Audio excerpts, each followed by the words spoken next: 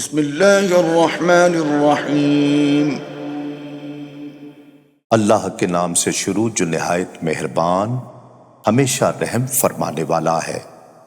لقد من اللہ علی المؤمنین اذ بعث فیہم رسولا من انفسہم یتلو علیہم آیاتہ ویزکیہم ویعلمہم الکتاب والحکمہ۔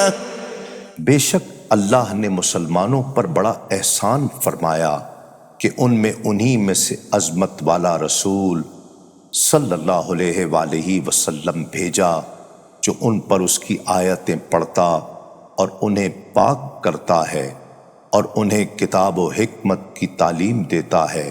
وَإِن كَانُوا مِن قَبْلُ لَفِي ضَلَالٍ مُبِينٍ۔ اگرچہ وہ لوگ اس سے پہلے کھلی گمراہی میں تھے۔